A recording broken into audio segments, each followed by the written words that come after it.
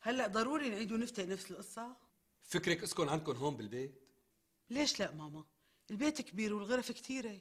بس أنا ما بلاقيها مناسبة اسكن عند بيت أهلي، لأني إذا بدي اسكن عندكم بخاف. لا تخاف ولا على بالك، أنا ما عم بقول لك اسكن عنا على طول، كل حسن زمان لبين ما تخلص الفيلا تبعها. طيب ليش ما بنأجل العرس وبنسكن بالفيلا بعد 6 اشهر؟ ليش متأكد إنه الفيلا رح تخلص ب6 اشهر؟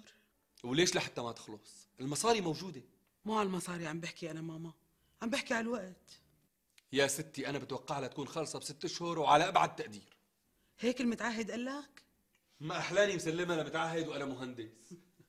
والله بهالحالة إذا مثل ما عم تقول بتنتهي ب6 اشهر بيكون عظيم كتير. هيك وعدوني، مثل ما بتعرفي الفيلا على العظم، يعني الهيكل الاسمنتي خالص والسور خالص وما بي غير أعمال الكسوة، وهي شغلتها بسيطة. طيب ماما توكل على الله، وبهالحالة هي بعمل لك عرسك إن شاء الله إن شاء الله بنص تموز. إن شاء الله. عن إذنك ماما. أهلين ماما.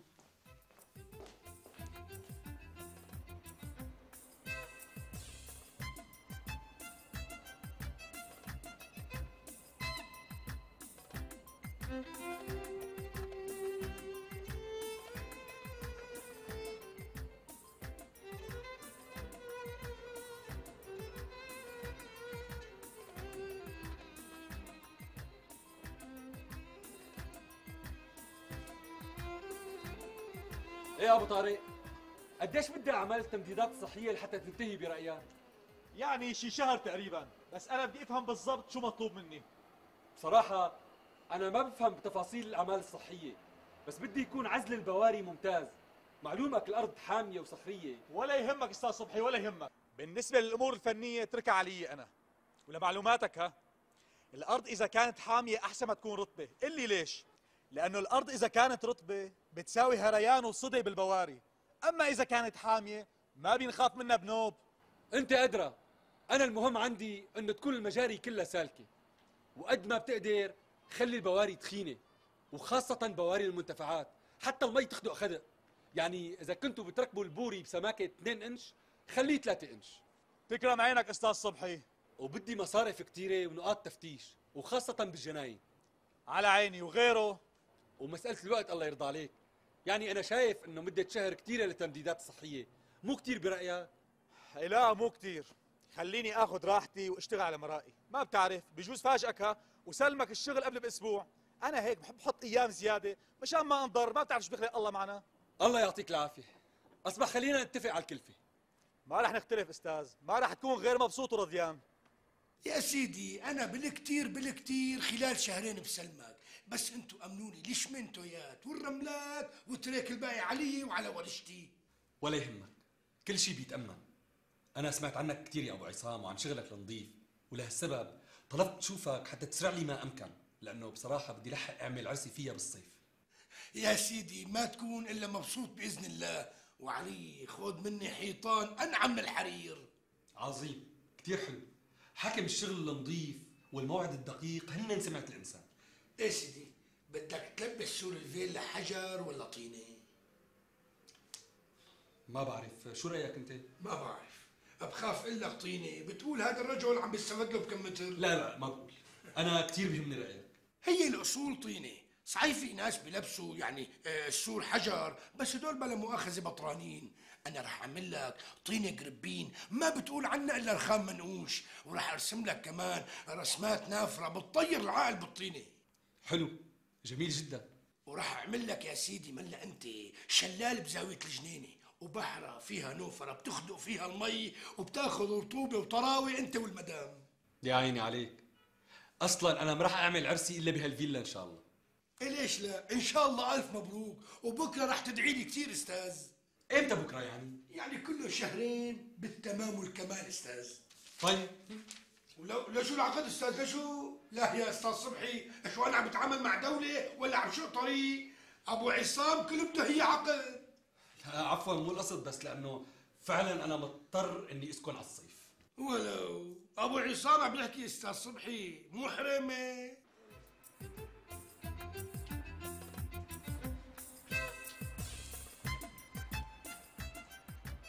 زرعين على 20. يا عم يا فاروق. نعم امرني. بدي الخشب كله كندي وزان وسنديان. إيه على عيني وراسي. تكرم يا استاذ صبحي. الابواب والاباجورات شلون بدك اياهم؟ قل لي ابواب بينفتحوا ولا اباجورات سحب؟ لا، اباجور سحب على الموتور. طيب بتريد تركب قوالب عيره للمنجور ولا بدك الطب ملابن الخشب طب على الطينه؟ بدك الصراحه انا ما بفهم بهالشغله منيح. اي نعم مهندس بس. اصبح ولا يهمك، منساوي لك ياهن قوالب عيره امكن واحسن. الابواب شلون بدك ياهن؟ قل لي. شلون يعني؟ يعني بدك بلور بنص الباب ولا بدك يا خشب كله؟ بلور احسن مو هيك؟ بخاف اقول لك مو احسن تقول لا هي ابو فاروق بده يندفع له بكم متر خشب زياده مني. يعني بلا بلور احلى؟ انا ما دخلني، انت قل لي شو بدك ويلي بدك اياه بيصير. اصبح خليهم بلور مغشى. بس البلور عرضه للكسر ها، يعني باقل جريان هواء بيخبط الباب وبيوقع بلوره وبيفرط مثل الطحين. مندير بالنا مو مشكله. لا مشكله حبيبي، لانه كل ما دق الكوز بالجره بده ينكسر بلور الباب وبدك تدعي علي وتسبني وتقول ليش ابو فاروق ما نصحني. طيب ماشي، اعملهم بلا بلور، خلي الابواب خشب. ماشي الحال؟ معلوم، احلى بكتير. طيب شو نوع الخشب البواب والدرابزين الداخلي تبع الدراج؟ كندي. الكندي مو منيح؟ والله بخاف اقول لك مو منيح تقول ها ابو فاروق بده يورطني ويدفعني ويربح علي. ليش في فرق بالسعر عن غير خشب؟ معلوم في فرق الضعف على القليله. الضعف؟ بالنسبة لأنه خشب؟ للسنديان استاذ صبحي اسلام تعرفها؟ خشب السنديان لا يعلى عليه اطلاقا. خشب صم، يعني البسمار اذا دقيته بالصخر او بحجر الصوان ممكن يدخل، اما بالنسبه لخشب السنديان لا يمكن يدخل ابدا. بيلوي وبيكسر ولا بيفوت فيه. يعني لا تاخذني، هي شغلتي وانا ما بدي غشاك. طيب موافق، اعمله سنديان ماشي الحال. حلو كتير ونعمل اختيار. بدي اسالك، انت بدك خزاين بالحيط ثابته؟ لانه على هوا ما لاحظت عندك فجوات كتير بالحيطان. بقى بدك تفصل خزاين منقوله ولا بدك اياها مثبته؟ انت شو رايك؟ بخاف اقول لك خزاين ثابته تقول لحالك ها بلش ابو فاروق يطمع علينا ويجر النار لقرصه. لا ولو، انا واثق فيك وبدي اياك تنصحني. نصيحتي خزاين مثبته بالحيط. هيك فكرك؟ طبعا. هلا انت بدك تنتقل من هي الفيلا؟ لا. عاد الفيلا إلك ما هي؟ الملك لله. اي نعم. اصبح اتكل على الله وخليني اعمل خزاين مثبته. خلص مثبته مثبته. يا سيدي بدي اسالك سؤال. بدك انت خشب باركيه بالسقوف المايله ولا؟ اخي اعمل اللي بدك اياه. بالظاهر انت رجال مزوق مثل ما قالوا لي، والمهم يكون شغلك ممتاز مثل ما سمعت عنك. لكان بدي شهرين بالتمام والكمال، لا بيزيدوا يوم ولا بينقصوا يوم. ومن عندي 15 يوم بيصيروا شهرين ونص. لا شهرين بكفوا وزياده، ليش عم تطول على حالك المده؟ لاني مضطر اعمل عرسي بالصيف يا ابو فاروق. هذا الموعد كثير مهم بالنسبه لي. استاذ صبحي شوف لا اذا ما كانت حيطان الفيلا انعم من خدود الصبيه لا تستلمها مني. بعدين بكره بس تخلص الفيلا من الطينه شبيك لبيك ابو رجب بين ايديك. لك انت ابوك غالي علي كثير، ما بحسن بلعب معك بنوب.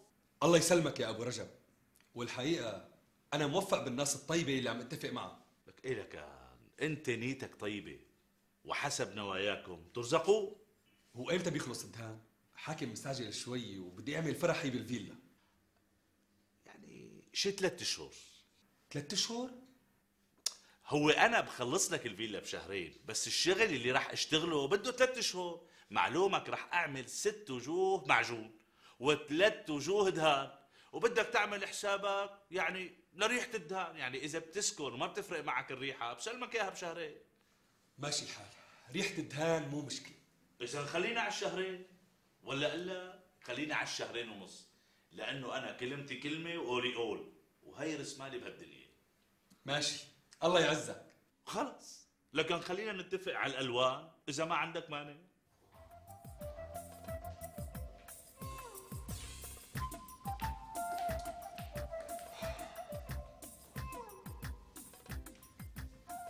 شو ماما؟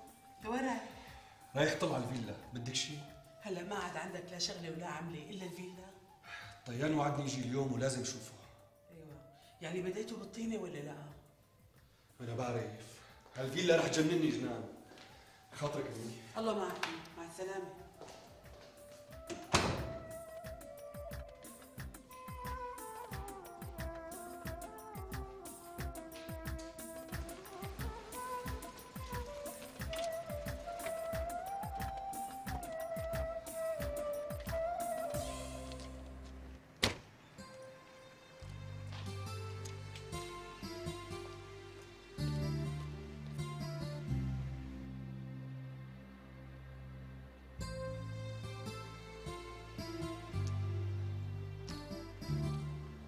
ابو عصام،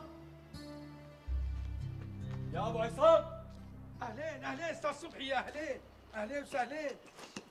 شو وين الورشه؟ ماني شايف حدا. معلم الطينه مرضان ومقرب، اليوم ما قدر يجي. وامبارح ما اجى كمان. الرجال مريض، ليس على المريض حرج. ابو عصام، لا تخليني اعصب عليك. ها انت وعدني تسلمني الفيلا من شهرين، هي صار لك 4 اشهر ونص وما طينته غير طابق واحد. ايش هو الحكي هذا؟ شو استاذ صبحي؟ شو طابق واحد؟ شو نسيت الدرج؟ طيب فهمني ليش هالتقصير؟ على حساب كلمتك كلمه ووعدك وعد. هلا لا تصاخبوش اذا بتريد، انا ما دخلني. شلون ما دخلك؟ ايه طبعا ما دخلني، هذا الشغل مو ذنبي. ها ذنب مين لكان؟ ذنب معلم التمديدات الصحيه، هو اللي اخرني هالشهر. يعني معقول انا طين قبل ما يركب التمديدات الصحيه؟ مو صحيح، انا ضغطت على معلم التمديدات وتاخر 4 ايام بس. بجوز، بس معلم الكهرباء والشوفاج هن اللي اخروني هالشهر. وهلا امتى رح تباشر؟ شو بيعرفني، ربك عليم. يعني امتى؟ شو امتى؟ هلا يجي معلم الطينه من مرضه. وليش لزقان فيه؟ ما تبدله. لك شلون بدله؟ معقول هذا الكلام؟ ما انا متفق معه مثل ما انا متفق انا وياك، بعدين لا تنسى انه انا كلمتي كلمه. اللهم طولك يا روح. يعني امتى بتخلص طينه بالكامل؟ يعني بدي شهرين. العمى، لحد هلا صار ماضي 4 اشهر ونص ولسه بدك شهرين؟ اللهم جيبك يا طولة البال. اخي انت حددت، والانسان مو لازم يحدد، اتركها على تساهيل ربك. تعال عندي بسرعة. ايه وليش ما بلشت بدهن هلا؟ على حساب تسلمني الفيلا خلال 2.5 شهر. شلون بدي دهن والطينه لسه ما خلصت؟ ايه شو بدك يعني دهن على البلوك يعني؟ لك يا عمي الطابق الاول خالص طينه من 20 يوم، ليش ما بديت؟ لك ما بقدر حتى تنشف الطينه وتنسى منيح. انا طلعت وشفته بعيني مسقي وناشف وعم يستنى جنابك. بيجوز، بس في شغله ثانيه. شو هي بقى؟ الدهان بحب يفوت على نظافه، ما بحب يفوت مع اي ورشه ثانيه، وخصوصا اذا كانت ورشه شمينتو وطين وسخام. بعدين الخشب والمنجور لهلا ما تركبوا ولا حتى الابواب. هلا بدي حلفك بأعز ما تملك، نحن هيك كان اتفاقنا يا ابو رجا. انا لا تحط الحق علي، انا ما إلي علاقه بالتاخير نهائيا. اي روح على منوشي، خذ ورشتك واطلع على الفيلا، وانا رح نبه على ورشه الطين ما حدا يقرب صوبك، منيح هيك؟ والله اذا بتضمن هالشي انا جاهز. ما شاء الله شو بتصيروا ناعمين بعد ما بتقبضوا مصاري وبتوقعوا عقود. منيح اللي ذكرتني. شو؟ بدك تعطيني دفعه ثانيه. ليش؟ مشان اشتري مواد. وشو صار بالدفعه الاولى؟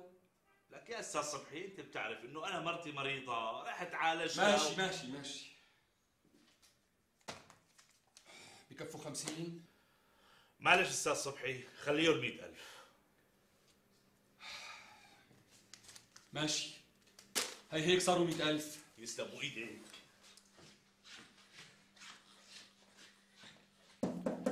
السلام عليكم. وعليكم السلام. عاش مين شافك يا رجل؟ شو لساتك عايش؟ والله انشغل بالنا عليك. خير استاذ، ليش هيك عم تحكي معي بهاللهجه هاي؟ شو ليش عم احكي معك بهاللهجه؟ يعني مقصر وبدك تجائر كمان؟ بشو مقصر لا سمح الله؟ انا مالي مقصر ابدا. شلون مالك مقصر؟ لك انت مقصر 6 اشهر، لسه ما دعيت مسمار واحد يا ابو فاروق. طيب شو بتريدني اعمل؟ انا متعطل على الطينه. تعال شوف المنجور عندي بالمحل شلون مفصل ومقصوص وجاهز من مجاميعه. يا الله وكيلك هالشي مو من هلا، هالشي صار له 4 اشهر. ولك الطيان معطل عليك وعلى قوالب العيره، والدهان كمان معطل على الابواب، والطينه خالصه بالطابق الفوقاني من اكثر من 20 يوم. ايش بيعرفني انا بهالشي؟ ما حدا قال لي. لك بدكم تجننوني انتو؟ لسه كل واحد بيرمي تقصيره على الثاني؟ ليش عم تعيط علي؟ انا شو دخلني؟ وانا شو دخلني؟ يعني الحق علي انا؟ اللي الحق علي؟ لا مو قصدي، بس يعني لكن شو قصدك؟ بعدين انت شو جابك لهون؟ شو بدك مني؟ لازمني دفعه، بدي امشي اموري. ولك يا ناس يا عالم يا هو، يلي امه زعلانه منه بتدعي عليه بالعمار، واللي ابوه غضبان عليه بيدعي عليه بالعمار، وانتو اذا الكم عدوين ادعوا عليهم بالعمار. بالله. طيب شو العمل دكتور؟ أنا كم مرة قلت لكم ونبهتكم إنه هالبنت لازمها عملية شيل لوزات، وإذا ما شلتوهم بدهم يضلوا ينزلوا. مزبوط درتوك، مزبوط دكتور، بس نحن رحنا على المحكى الشفومي، على المشفى الحكومي، وقلنا لهم هالبنت هي بالذات بدها اللوز شيلات، بدها شيل لوزات. قالوا وقتها شو قالوا يا ربي؟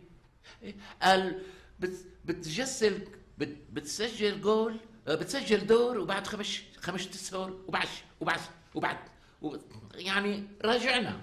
لا والدرتوك اللي انبعثنا لعنده قال بده الفت 6000. بقى كم لعمي تعبت. قالوا بدهم 6000 ليرة يا دكتور، ونحن الله وكيلك ما معنا منهم 100 ليرة، فمنين بدنا نجيب؟ والله لازم تدبروا حالكم يا أختي. العملية صارت ضرورية إلها، وإذا ما استأصلنا لها اللوزات ممكن هالالتهابات المزمنة تأثر على قلبها بالمستقبل. شو هالحكي دكتور؟ بيقلب على أسرها؟ بيأثر على قلبها؟ طبعا ممكن يأثر. طيب ليش هيك طبيبنا؟ يعني شو الشباب؟ شو السبب؟ الله بيعلم. هلا أنت كنت ترضعيها وهي صغيرة من حليبك ولا ما رضعتيها؟ لا دكتور، أنا ما قدرت رضعها، ربيتها على حليب البودرة. مزبوط عم تحكي مرتي، هديك ستي اللي كانت ترضع اهل الحاره الله يرحمها، وكانوا يقولوا لها على ما اذكر دكتور يقولوا لها انبز مدري انبزين، والله ما بتذكر مزبوط. وكان حليبها يدلق دلق عزيت الخين خزيت العين، يعني كان في كتير خير من زمان، كتير، مو مثل بزاز هلا البيت خلص ليش هالحكي هلا؟ لكن معليش شو هالحكي، نحن خلي الدكتور يعرف، لا حياء في الدين، مو مشكلة نجاة. الله وكيلك يا درتوك الله وكيلك يا طبيبنا، كان دائما فشها مصدي، صدرها مفشي. شو كنت الا وانا صغير، الا شو هاتيتي؟ ليش هيك؟ تلي خراس شو تطلع من تمها حلوة؟ الله وكيلها كانت تطالع حليب كثير، يعني نافورة، يعني كانت تعمل بالتنكة، قصدي كانت تعمل تنكة باليوم. ما ادري شو كانت تاكل، وانا ما بعرف شو كانت تاكل، يمكن حلبنة وكرسانة وحلبنة. شو كانت تاكل نجاة؟ جلبانة وكرسنة. جلبانة وكرسنة، بس هذا أكل بقر. صحيح، بس الله يرحمها يعني كان درسها طيب، لانه كان لك خلص هلا نحن بايش وانت بايش؟ ايه دكتور، يعني قديش معنا مهله لنعمل العمليه؟ قد ما اسرعتوا بيكون افضل، اما هلا رح اكتب لكم على دواء.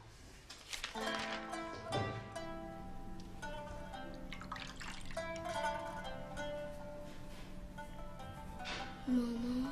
نعم ماما. أنا بكرة عندي مذاكرة رياضيات وما درست لحد هلا. معلش ماما، أنتِ مريضة، بكرة ما رح أبعتك على المدرسة. بس قالت الأنسة اللي بغيب بدها تحط له 0. لا تقبريني، ما رح تحط لك 0. أنا بكرة بروح على المدرسة وبقول لهم إنك مريضة.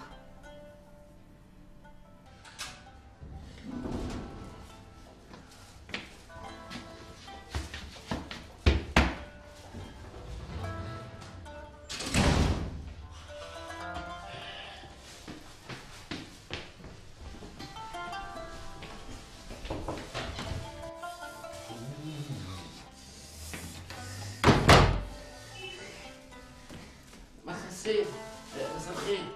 مساء النور. كيفك فافا؟ كيفك بابا؟ منيحة بس راسي عم يوجعني يا بابا. ارضى ارضى، اضرب انا عليكي، ما على شرك قلبي يا حبيبتي، ما على دساسيني. حرارتها مرتفعة كتير. ايه والله يا ابراهيم، من وقت ما رجعنا من عند الحكيم وهي عم تقلي قلي. بسيطة بابا، بسيطة ان شاء الله، بسيطة. هي تسخين للحمولة، تحميل للسخونة، وهذا الدواء هذا ضد المراجعة، يعني إذا ما بدنا إياها تراجع كتير بتاخد منه هذا. وكان معك حق الدواء؟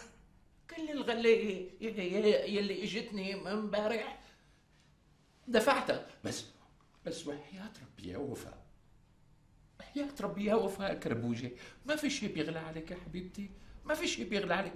انت بتعرفي انه انت عمري انت حبيبتي، عمري كله انت يا روحي، بحبك كثير انا. شكرا بابا، انا عم غلبك معي. يلا انا رايح هلا جنات، نجاة، بدك شيء انت؟ ما بدك تاكل؟ ما بقدر جنات، نجاة ما بقدر، تأخرت. روح، إلهي يرزقك بحسنة الصغيرة يا رب. آمين آمين يا أرحم الراحمين يا ربي، آمين آمين. اللهم شوفي نجاة، بنروح ويا وين من اليوم ورايح. أنا بهالجيبة هي راح أجمع أجرة عملية وفاء، وبهالجيبة هي شايفتيها؟ ايه شايفتها. هون رح احس فيها مصروفنا، رح احط فيها مصروفنا، منيح هيك؟ ما رح يلزمنا شيء، روح انت تيسر على شغلك ودير بالك على حالك، الله معك. يلا حبيبتي بخاطركم. نسيت بوسك حبيبتي وفاء، على عافيك القلبي، على قلبك العافية إن شاء الله حبيبتي، عمري روحي أنت. الله يعافيك بابا.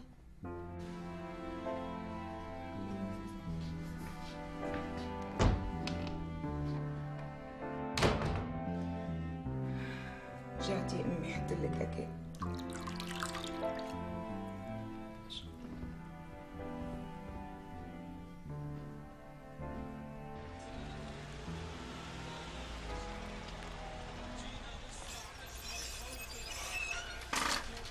اهلا وسهلا استاذ، اهلا وسهلا استاذ، يا اهلا وسهلا، يا اهلا وسهلا ومرحبا، اهلين وسهلين، تفضلوا استاذ، تفضلوا، اهلين وسهلين مرحبتين، تفضلوا. عليك خلي السيارة وديري بالك على يمين. ايه على عيني وراسي استاذ. اللهم يا ربي يا كريم ارزقني حالا ملالا ومالا حلالا من عندك يا رب العالمين، فانت اعلم بحالي وحال طفلتي يا رب.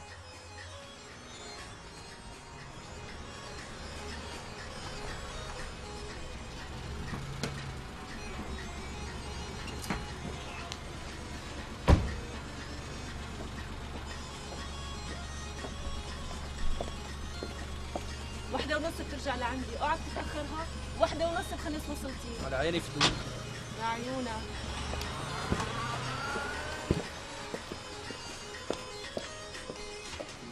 لا حول ولا قوة إلا بالله. شو اللهم استر علينا وعلى عوائبنا، واستر بناتنا يا رب العباد والعزة. إبراهيم، يا إبراهيم، تعال اشرب كاس الشاي في عظماتك. ما بقدر اترك السيارات ابو سليم، مين مناسبة منوب؟ هلا اترك لي السيارات، ما راح تهرب. ولاد الحرام كترانين كثير يا ابو سليم. لك هلا تعال اشرب كاس الشاي، ما راح تخرب الدنيا بهالخمس دقايق. طيب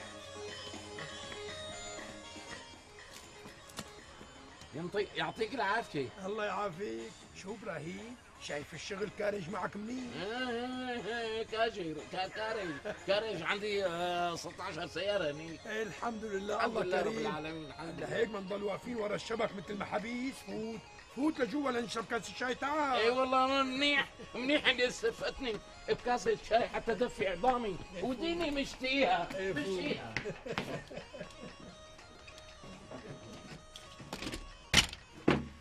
تعرف لك ابراهيم، من شي ساعة قلعت لك هذا الولد الازعر يوسف يلي بيشتغل بالساحة ورانا.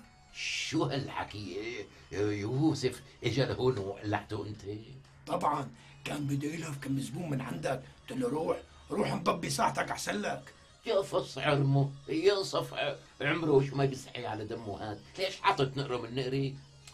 قسما بالذي هو سيدي ومولاي، انا ما بيهمني اذا طار من عندي زبون، والله ما بيهمني ابو مليس ابو سليم، بس هلا بنتي يعني مرضانه بنتي، لازم اجمع لها اجره العمليه، المرض ابو ملي ابو سليم ما في معه ملعبه.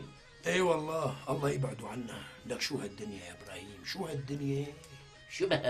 شو هالدنيا؟ ناس عايشه بالعلالي وناس بتشتهي المصاري. سيدي ربك هيك بده سبحانه وتعالى، بس ابو مليس ابو سليم الفقر بيهون قدام المرض. بتعرف ابي الله يحرمه الله يرحمه شو كان يقول؟ اسمع هالجمله يلي بتبدن الشعر، يلي بتأشعر البدن. كان يقول الله يستر الفقر بالعافيه. شايف الجمله ما احلاها ابو سليم؟ شايف ما احلاها؟ معك حق يا ابراهيم، لانه اذا مرض الفقير بينفضح.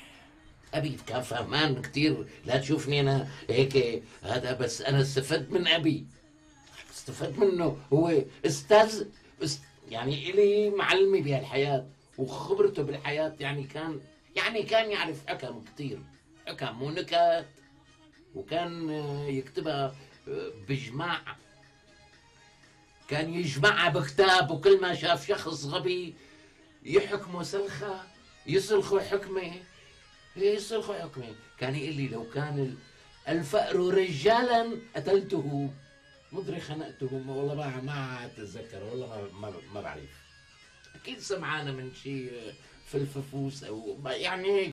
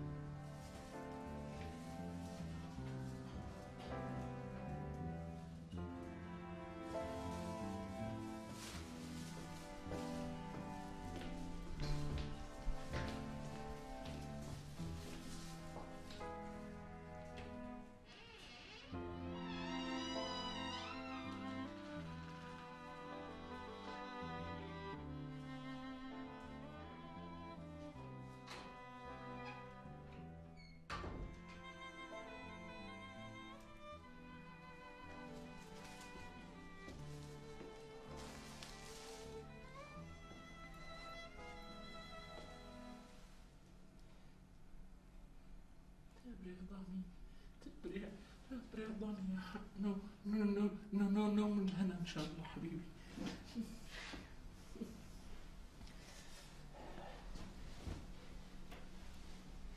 جينا نجاة، جيت انا. نجاة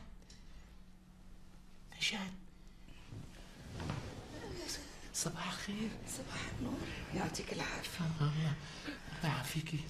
كيف اليوم؟ طمنيني. ان شاء الله احسن. الحمد لله صارت احسن. وخفت السخونة يا ترى؟ خفت من شوي لنيمتني. ارضب عليه، اضرب عليه انا ان شاء الله ربي يعافيها. امين يا رب. رب سختي امسكي، هي رزقت امبارح. شو بس 130 ليرة؟ لا تسمعي بهي الجيبة كمان، يعني بدك تقولي شي 150 ليرة بس هدول عم صمتهم مشان عمليات وفاة. هون حاطينهم. هات لخبي لك اياهم معي. لا خليهم معي معلش، ما راح طالع منهم قرش واحد قبل ما يصير 6000. طيب مثل ما بدك حبيبي. انا جبت لك كعك وحليب مشان طعمهم صغير. على راسي، الله يعطيك العافية. الله يعافيك لك. ما بدك حبيبي احط لك تاكل؟ لا انا نعسان كثير هلا وتعبان وبدي نم لي شوي. طيب يلا تصبح على خير.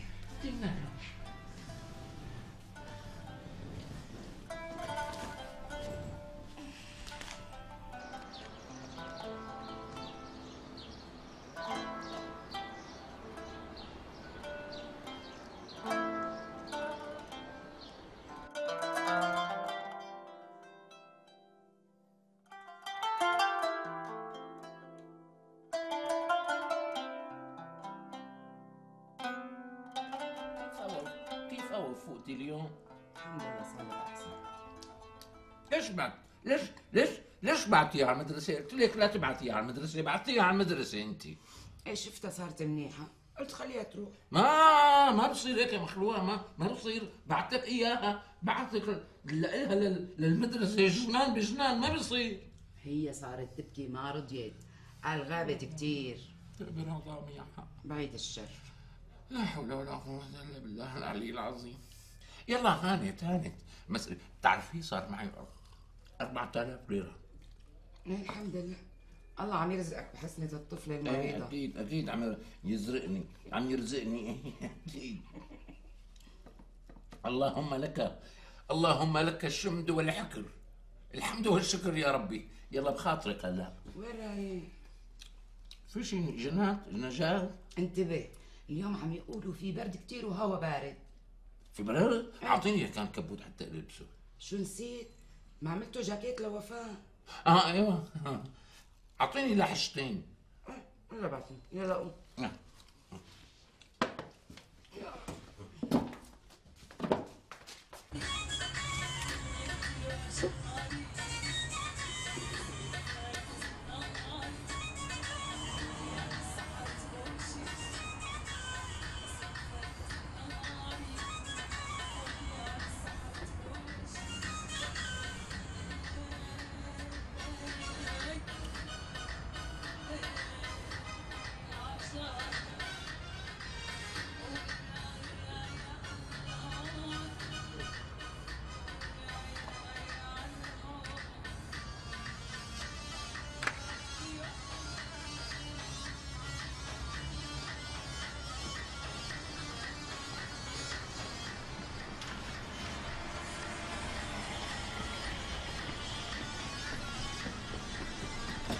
اهلا وسهلا. اهلا وسهلا استاذ. شو مرحبا. شو مين منو هذا اللي واقف اول الشارع؟ شو قصدك؟ مين؟ لك في شخص واقف والا ما بدان يحط السيارة عنده، بقى شو قصته ها؟ شخص واقف؟ عرفته، هذا اسمه يوسف، غليظ كثير وبحب السلطة. انا بفرجيه. تفضل استاذ، انت تفضل. غليظ كثير، روح شوفه. يلا راح شوفه.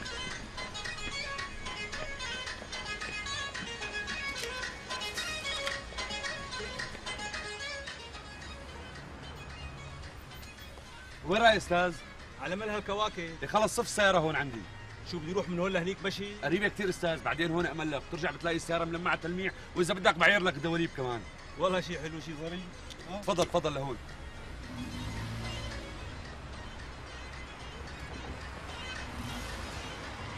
خلي المفتاح بقلبها.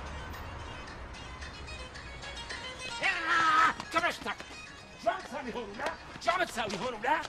قل لي شو عم تساوي؟ شو عم تساوي يعني؟ ما عم تساوي شيء. لا عم تساوي انت وميت عم تساوي.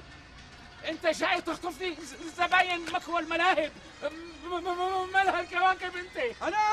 طبعا انت. انا سمعتك عم تقول له للزلمه حط سيارتك عندي وبدوب لك المعايير وبعاير لك الدواليب. هيك انت قلت له. هيك قلت له. بس انا قلت له انت شو دخلك؟ لك شلون شو دخلني؟ شلون شو دخلني؟ روح منوشي ولا روح مشي منساوي أدنية وأدنين 4 ولا؟ انت بدك تساوي ليكن شو بدك؟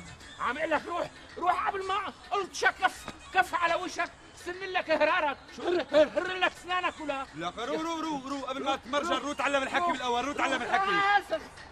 خلاص لا تتطاول ولا؟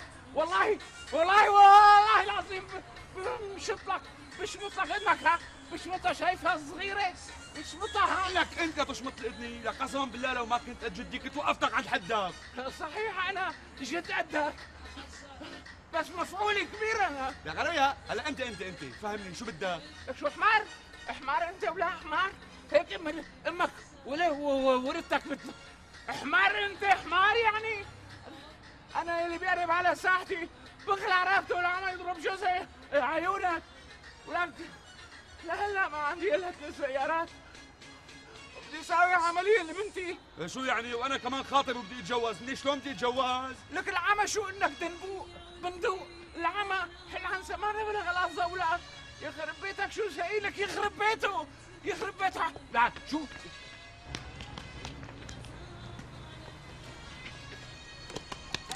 وقف لك. اهلا وسهلا يا بيك، اهلا وسهلا. تفضل صف عندي تفضل. لا ترد علي يا بيك. هالساعة ساعتي لازم تصف عندي انا. لا سيدي بدي صف عندي انت ايش دخلك؟ راسه لك انت بتطلع انت خلاص. لك حاج عي انت وياه بعد هيك. شو في يا عوني؟ منو هدول؟ سيدي هدول نواطير سيارات، كل واحد بده ياخذنا لعنده. هيك لكان. وين محرسك انت ولا؟ هون استاذ انا هون. وانت ولا؟ سيدي انا هنيك قدام مكوى الملاهي قدام ملهى الكواكب. روح محطة الختيار.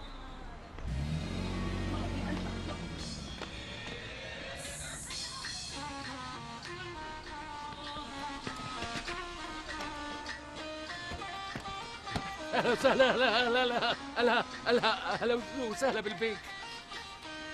تحب امسح لكم السيارة سيدي؟ انت تمسح لي السيارة يا ابو خرقة؟ اضرب انت وغسيلك، ايه صار لي ساعتين غسل السيارة. انا فكري اخدم.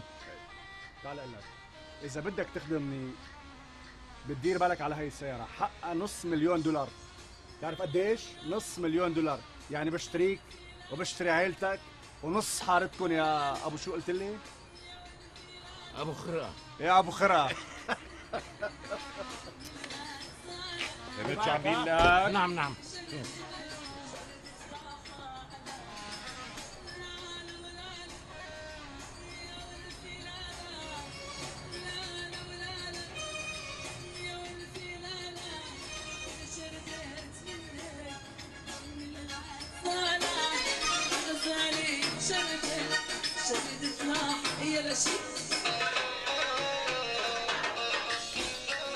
اهلا وسهلا ومرحبا بهالناس بيك.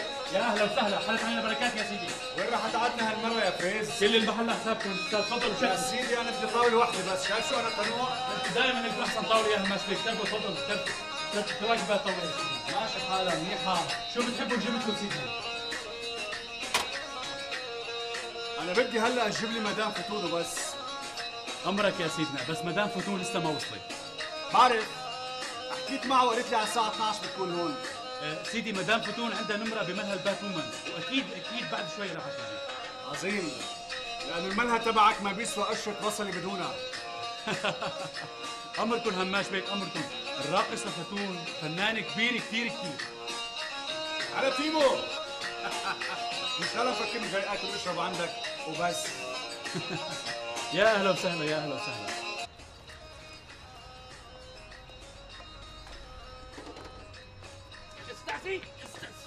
استاذنا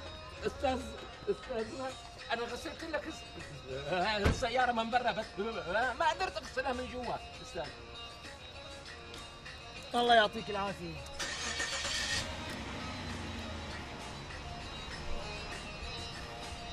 الله معك الله معك استاذي الله معك، الله لا يرمح، الله لا يحرم اهلك منك.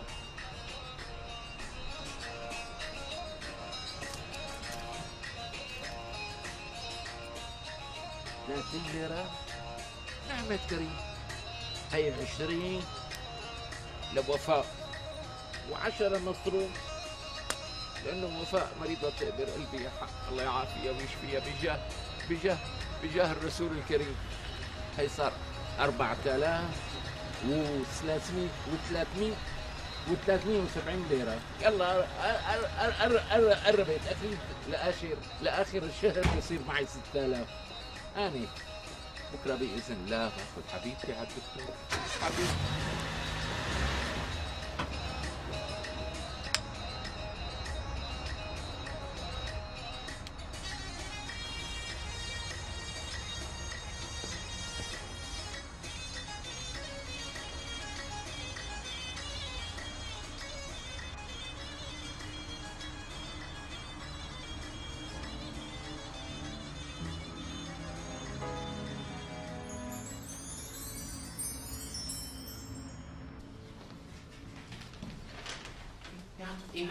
يعطيك العافية دكتور. الله يعافيك.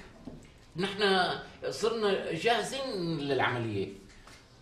تقدروا تدفعوا تكاليفها؟ نقدر ليش لحتى ما نقدر؟ صار لي مدة عم صمصم القرش ورا القرش حتى صار معي حق العملية مشان وفوها الحلوة، مشان وفوها. الو حسان، جهز لي غرفة العمليات بسرعة. تقربيني تقبريني يا حق ما أحلاكي. حبيبتي انت حبيبتي الله يرضى عليكي. كيفك عمو اليوم؟ الحمد لله منيحة؟ فتحي تمك لشوف. شطورة. في وجع شي هون؟ يعني ايوه. بتحبي البوظة؟ ايه. على شو بتحبيها؟ عفريت. خلص هلا بقول لهم يبعتوا لك على فريز. الله يخلي لكم اياها. دكتور بنقدر نطلع اليوم على البيت؟ ايه بتقدروا، ما في مشكلة. دكتور معلي إذا بكرة رحت على المدرسة. وليش مستعجلة كتير؟ هلا بترتاحي 3 أيام بالبيت وبعدين بتروحي، منيح هيك؟ ايه منيح.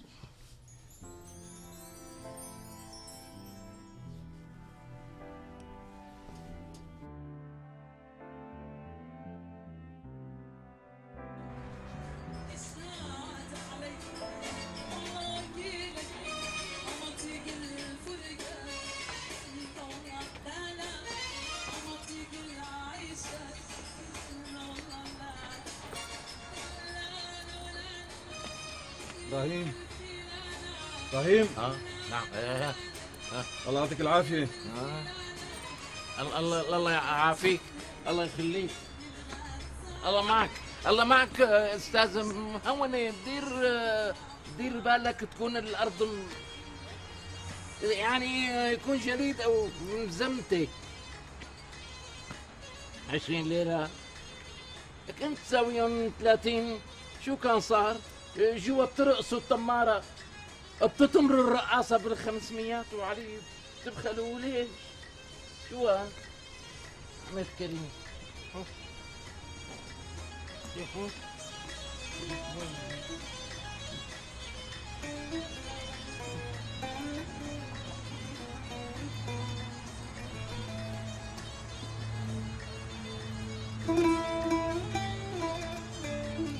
يا لطيف على هالبرد، شلون بدي اوصل لبيتي باخر الليل؟ يا ريت صاحب هالسيارة يوصلني. اكيد لما رح يطلع ويشوفني رجف رح يوصلني. في مرة واحد قلبه من الله وصلني.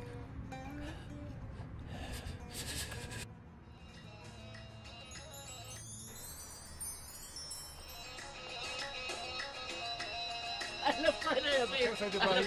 اهلا وسهلا. مين مثل مثلك يا سيدي؟ اهلا وسهلا مرحبا. تفضل. الله يملسك. الله يسلمك. شو بك؟ كأني شايفك بردان، مو هيك؟ بردان. نعم. سلامتك خذ البس ودفي حالك. خذ لبسه. ما بهيك ما بصير هيك. معقول الحكي؟ شو حكى؟ معقول شوفك عم تموت من برد قدام عيوني؟ اعوذ بالله. ولو الله يخليك ويسلمك يا رب. تفضل سيد ابراهيم. بتكفي هاي؟ بتكفي وبتزيد. قفل الركش. ألف شكر لك يا بك، بس يا ريت تصرفوا لي اياها حتى وزع بالجيبتين. طيب وهي وحده ثانيه، حط وحده هون ووحده هون، تفضل. لا نفس المشكلة، بدي احط هون اقل من هون خاضن كلهم. الله يخلينا اياك، الله يعرض سترك الهي، يستر عرضك الهي. ما قلت لي سيد ابراهيم حبيبي انت وين ساكن؟ انا ساكن يا سيدي بدبر العشاعيش. انا بعيش الدبابير. وين هالحي هذا صاير؟ بحياتي ما سمعت فيه. لا اعمل لك انا وين؟ بدبر العشاعيش هنيك ساكن. تعرف الله عليك. تعرف شرطان هنيك شرطان كهرباء. ما هو شو ظريف انت. تقفش اعضامي. بعيد من هون بعيد؟ نص ساعة رلت 3/4 ساعة هيك شيء يعني. يا لطيف اطلع معي اطلع. بس ما بيصير. اعوذ بالله شو ما بصير. ما قلت لك هون. تعال تعال حبيبي تعال. جنبي تعال.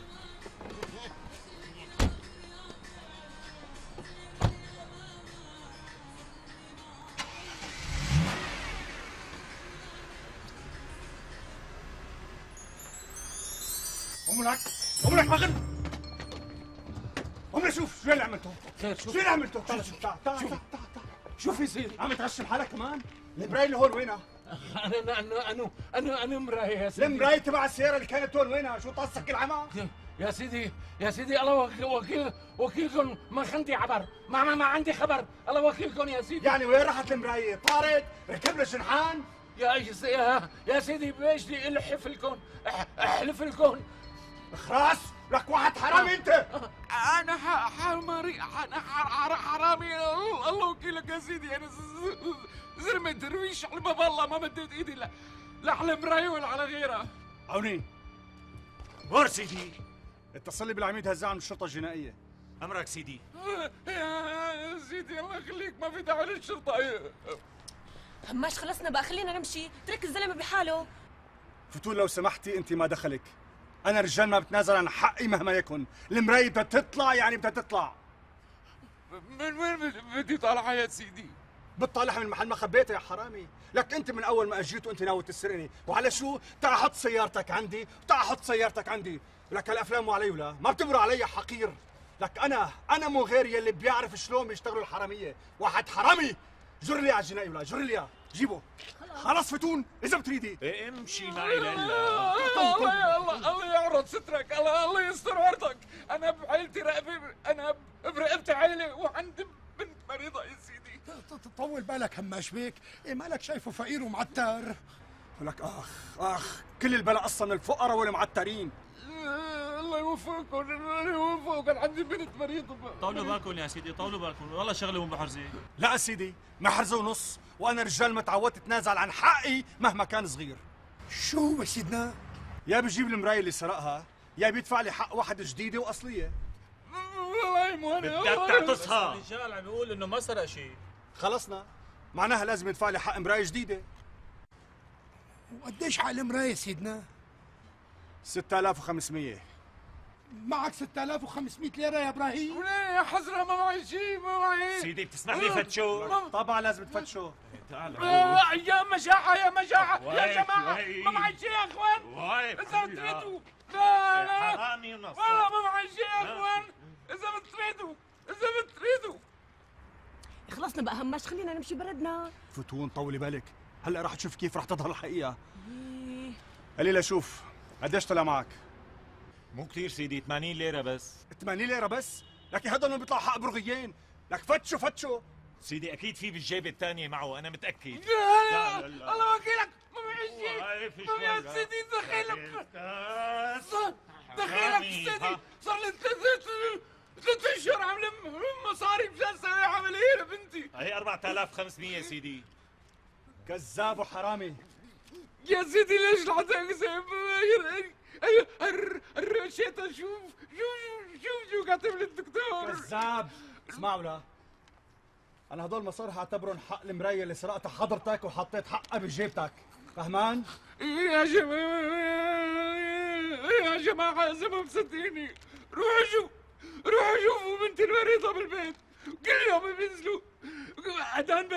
بنات دهرة كل يوم. كذاب. اسمع، هدول 4500 بقيان 2000 ليرة على 6500 بس ولا يهمك. غيلك يا سيدي. خلاص الله يخليك، الدكتور قال لسه ما عملت لها العملية راح يأثر على قلبها. الله يخليك يا سيدي. شفتي ولا بدي هلا؟ إلا إنه أبوكي نصاب وحرامي. اطلعي فتون اطلعي.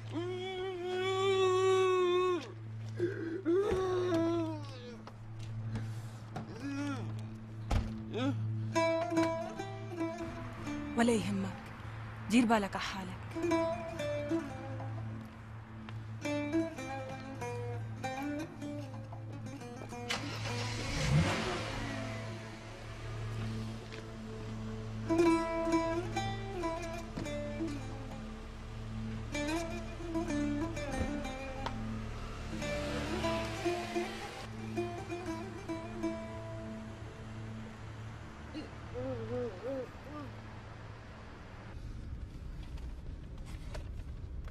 معلم شوفوا المراية المكسورة. ومن امتى انكسرت هاي؟ شو نسيت معلم اليوم بكير لما ابنك المحروس اخذ السيارة؟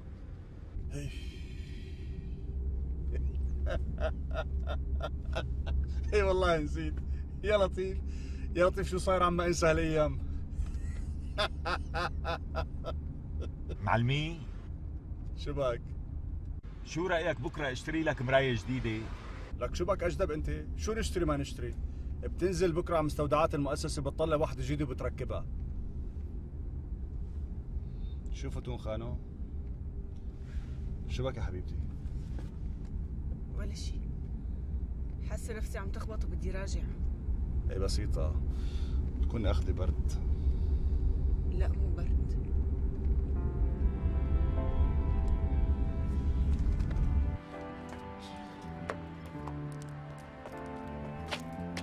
معلم يا معلم، صباح الخير.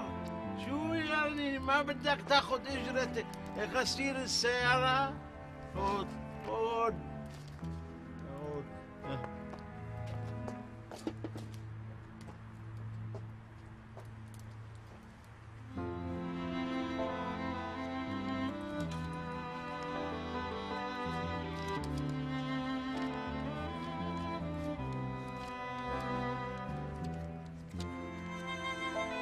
بسيطة ولا يهمك.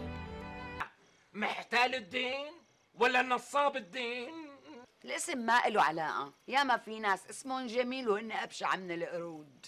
أنا مطمن لهالرجال وواثق إني بكرة راح أجيب مصرياتي منه وفوقن المربح يلي وعدني فيه كمان. هلا هيك عم تقول؟ ها وهي سوالفي إذا بتطول قرش واحد من مصرياتك. طيب بتشرطي يا فوزية؟ ايه بشارط. من شاو لشاو؟ يلي بدك يا. طب قولي انت، ما تنطفيش قلبي. قول انت. طيب اسمعي يا فوزية، اذا جبت مصرياتك وفوقن المكسب ما بعود بشتري لك الفستان يلي وعدك فيه، بروح عليك هاي. واذا ما جبتش المصريات بشتري لك اياها. شو قولك؟ بالله شو؟ وشو بكون انا استفدت بهالحالة؟ ها؟ صحيح الحق بيدك، الشرط ملوش عادل، باعتبار اني لازم اشتري لك الفستان من عدم ما اخسر. طيب فوزية، اذا جبت المصاري والمربح بشتري لك الفستان، واذا ما جبتون بشتري لك 2 فستانين. يعني هيك صار الشرط عادل. شو رأيك فوزية؟ شو قلتي حبيبة قلب متعب؟ يا سيدي موافقة، بس من هلا هيئ لي حالك على حق فستانين. والله مسايرة النسوان بتسلي يا جماعة. اسمع لقلك لكان، بكرة قبل ما تروح لعند هذا التاجر تقي الدين مر طريقك على الصيدلية وخذ لك دواء تبع القلب وحطه بجيبتك، مشان إذا ما لقيت مصرياتك تاخذ حبة حتى ما يوقف قلبك. عم تمزحي يعني؟ معك حق، لازم اشتري هيك حبوب وحطها بجيبتي مشان اخذ منها حبة، بس مشان ما يوقف قلبي من الفرح وانا عم اقبض الارباح. طيب منشوف بكره بيدوب التلج وبيبان المرج. يلا هلا ما بدك تنام؟ مش قادر الليل ينام، ما بقدرش اغفل بتيتا. طيب خليك سهران لحالك، تصبح على خير يا امور. لك فوزية وين رحت يا؟ خليكي ها عم بتونس فيك يا يخرب بيت هالمدلعنات الشميات. فوزية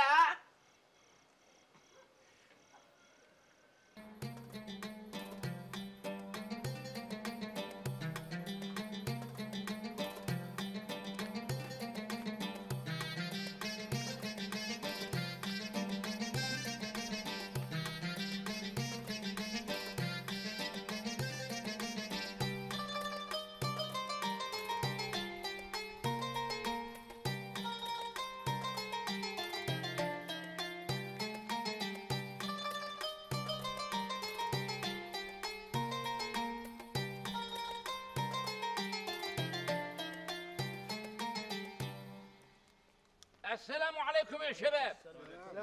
شو يا ابو نوار، ما جاش الميكرو بعد؟ ما جاش بعد. عظيم جدا، ظنيت حالي تاخرت هني.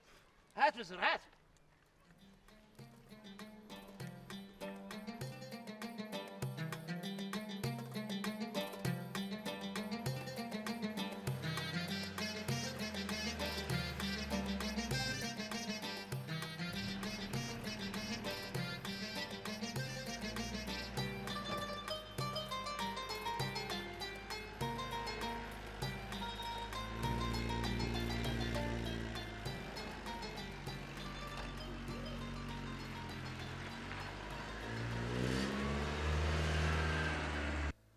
معقول يطلع حكي مرتي فوزية صحيح وبيطلع سيد تقي الدين نصاب وياكل المصاري؟ لا لا لا لا مش معقول، لأنه كل يلي بيتعاملوا معه قالوا عنه إنه رجل شرايف وحقاني وبحياته ما أكلش على حدا فرنك. أكيد رح يكون صادق معي ورح يعطيني مصرياتي هن وأرباح بعد. أكيد ما فيش مجال، ما فيش.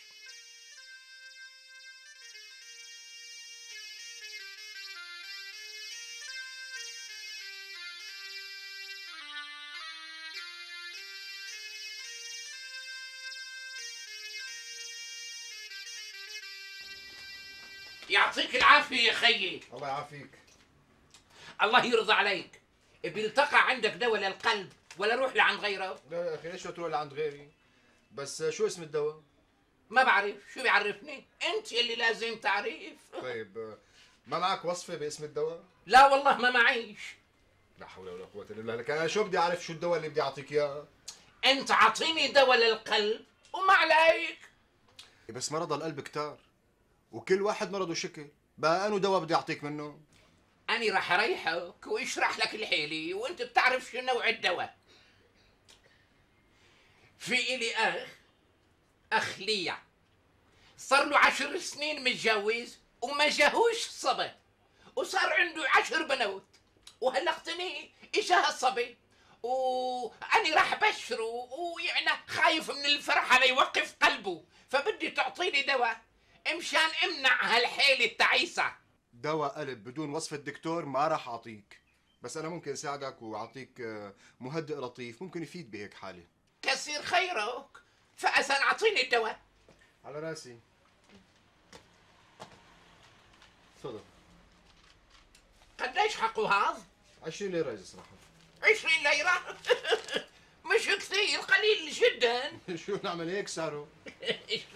شلون بيقولوا الدواء غالي لكون؟ ارخص من الفجل. يسلموا. السلام عليك. الله معك، مع السلامة. يعطيك العافية. الله يعافيك.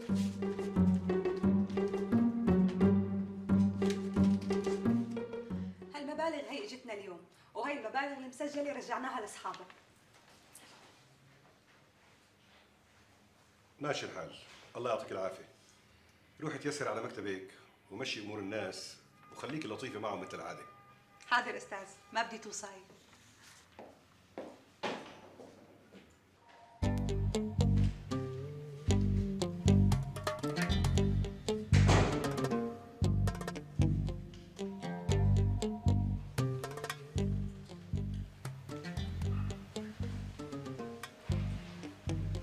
يعطيك العافية يا آنسة.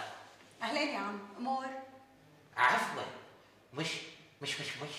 مش هذا مكتب السيد تقي الدين؟ بلا هو امر. بس عدم المؤاخذة يعني، وين هو الأخ منصور السكرتير يلي أخذ مني المصاري؟ لا، السيد منصور ترك الشغل. ترك الشغل؟ ومصرياتي أخذوا معه يعني؟ لا طبعا، شو الحكي؟ وين مصرياتي اللي كان معاه؟ وينك؟ موجودين يا عم، موجودين. وحضرتك مين بتكوني بلا صغرى؟ انا السكرتيرة الجديدة اللي بدال السيد منصور. ومنصور قال لك قبل ما يترك الشغل انه اخذ مني 100,000 من شهر، وانه اليوم انا لازم اجي اخذ ال 100,000 وفوق 20,000 ليره مربح؟ من دون ما يقول لي، اذا كلامك مزبوط ببين عندي بالسجلات، ولا يهمك. انت ليش خايف؟ والسجلات موجوده هالقتنيه عندك؟ طبعا. شو اسم حضرتك؟ متعب ابن حمدان الشيبة من قرية الفلهوية الكاينة جنب مغارة النبي عيسى. والسبع تنعم، بس رح شوف لك بالسجلات. إيه الله يخليك طالعين بسرعة قبل ما يوقف قلبي واحتاج للدواء. لا سلامتك، قلت لي سلمنا المصاري بإيدك؟ إيه طبعا، إلا بأول الشهر الماضي وقالوا لي إجي اليوم فجيت اليوم. طيب. متعب. ايه لقيته، متعب حمدان الشايبة، والمبلغ الموضوع 100,000 صح؟ مزبوط، هذا أنا، والمصاري مصرياتي كمان. طيب سيد متعب، بتحب تاخذ المصاري هلا ولا تخلين عنا شهر ثاني؟ لا، بدي اخذهم فورا، هن وارباحهم قبل منن، مثل ما وعدتونا. المصاري موجودين هن وارباحهم، بس اذا مو لازمينك ممكن نحطهم هن وارباحهم وترجع بعد شهر بتاخذهم وبتاخذ ارباحهم، او اذا بتريد بتاخذ هلا الارباح وبتخلي المبلغ مثل ما هو شهر ثاني كمان بيصير يعني، بترجع بتاخذه هو وارباحه. بقى شو بتريد؟ نحن جاهزين. اعطيني المبلغ وارباحه هلا، بالعربي عم بحكي، فهمتي؟ ايه تكرم عينك مثل ما بدك. هي 100,000 مزبوط؟ مزبوط. وهي 20,000 ارباحهم. يسلموا هذيات، كثير حلو كثير جدا. وقع لي هون اذا سمحت. ايه طبعا، هذا حقك يعني، طالما انا قبضت لازم وقع مثل الاوادم، مش اكل وانكر مثل القطاط. تصرفهم بالهنا ان شاء الله. الله يهنيك باي مقي. الله يبارك فيك ويخليك يا قمر الدين، يا قمر انت، يا قمر بهالشركه، يا بدر انت مصور. بس ممكن يا انسه اطلب طلب صغير؟ تفضل. يعني بركي هيك بجيبي لي كاسه مي اذا ابصر السقي يعني. تكرم عينك. مصباح شيء المبلغ معه. مصباح تفضل. يسلموا هديات يا ملاك انت يا بدر، مصور بهالشركه يا غزال انت.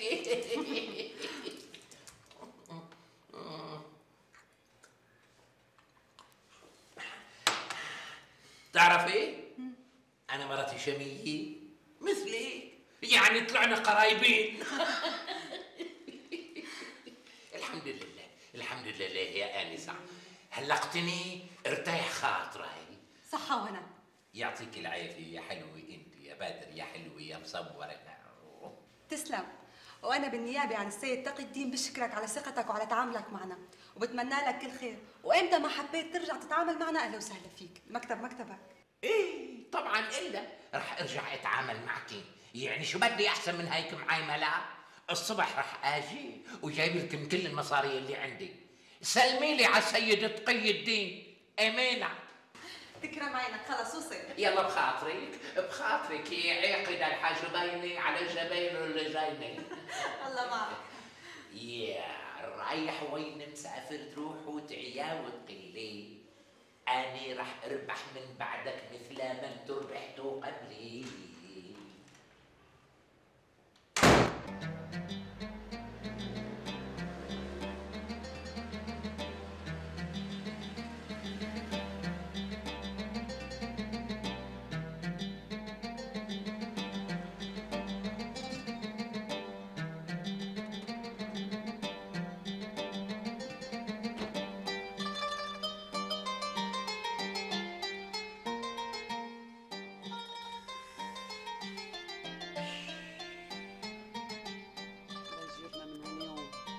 اكيد هلا متعب بيجي زعلان ومقهور بيتفشش فيني مثل العادة.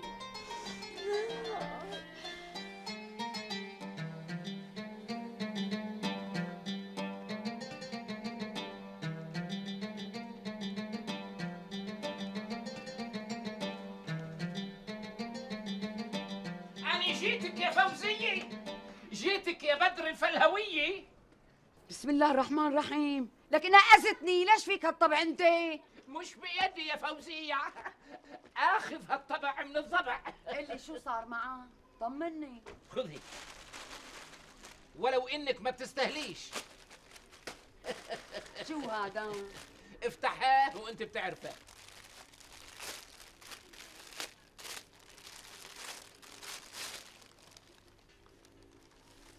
لك شو هاد؟ شفت قماشة ما بتكفي فستانين؟ يعني بدك فستانين كمان؟ بعدين احمدي ربك يلي قلبي رق عليكي واشتريت لك فستان.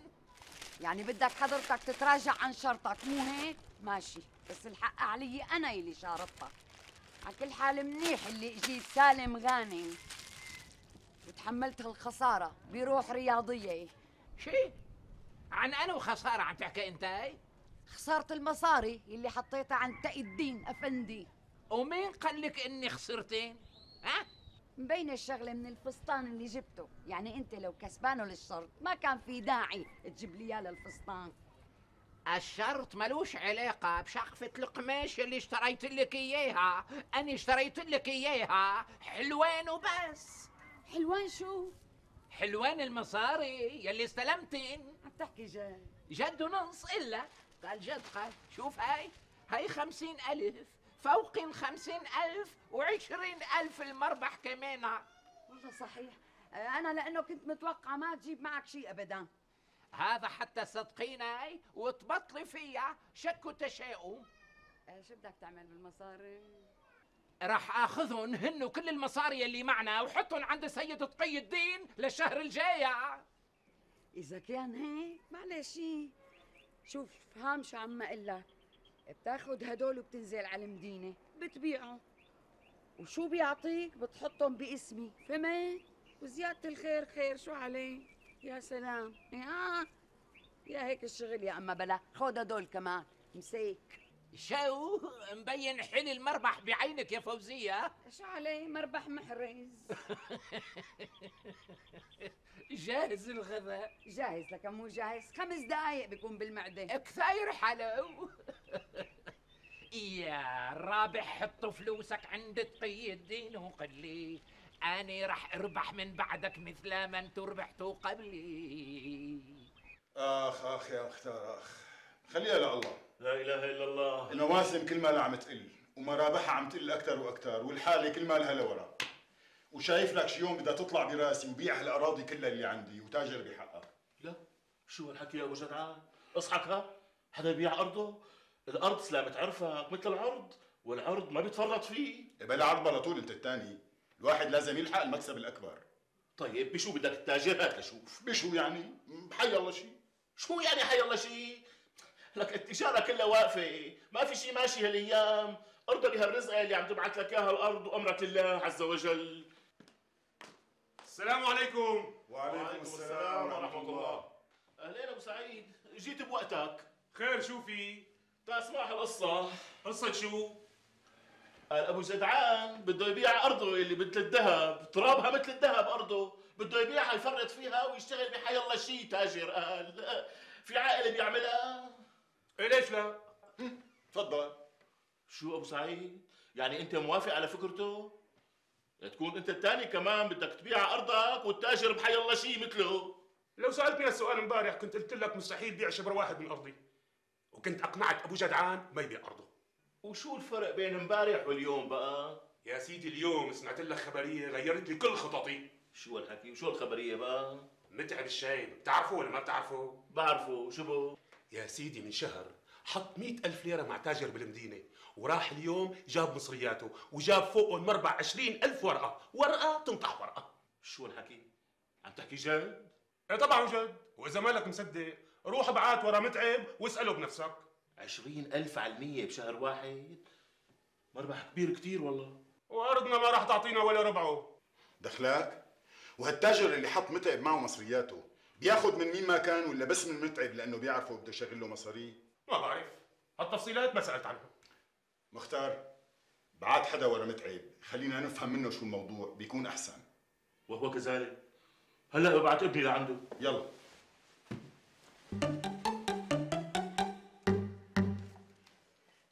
ايه متعب تقبرني، قل لي قديش طلعوا؟ طولي بالك فوزية، لسه ما خلصتش عاد. طيب رح صب لك شاي لبين ما تخلص عاد. يحرق اختها الشغلي، يحرق اختها. زاغ نظري، الله يعين موظف البنك.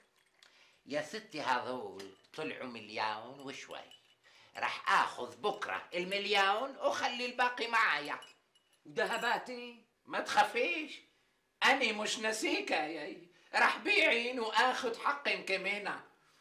طيب قلي قديش رح يطلع لك مربح على المليون؟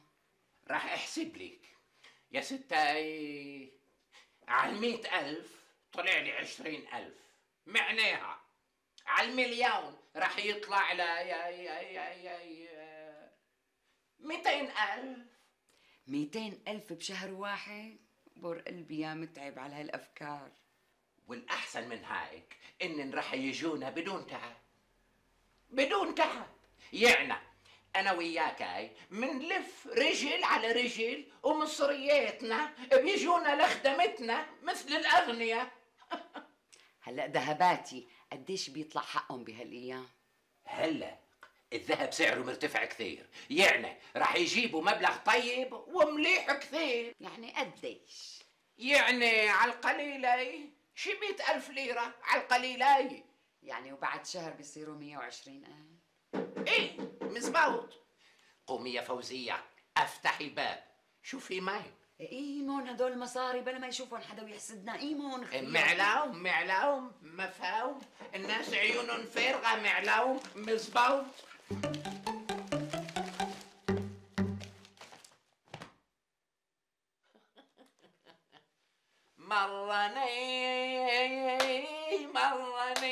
مرني عند الغروب ظبي خال من العيوب. مرني عند الغروب ظبي خال من العيوب. لك شو صار متعب؟ متأخر. هلا على بين ما نشرب الشاي بيكون اجا. مسيكم بالخير يا اهل الخير. اهلين ابو صالح، هذا انت؟ اذا ما بدكم ياني اسهر معكم برجع لبيتي. ها اهلين ابو صالح. لا ابو جدعان ما بيقصد شيء، لانه كنا عم ننتظر واحد تاني. فوت ارتاح، فوت شرف. اهلا وسهلا فيك. اهلين. ومين كنتوا عم تنتظروا بلا زغرة؟ يا سيدي عم ننتظر متعب. حلو، وشو بدكم منه؟ هلا بتسمع باذنك.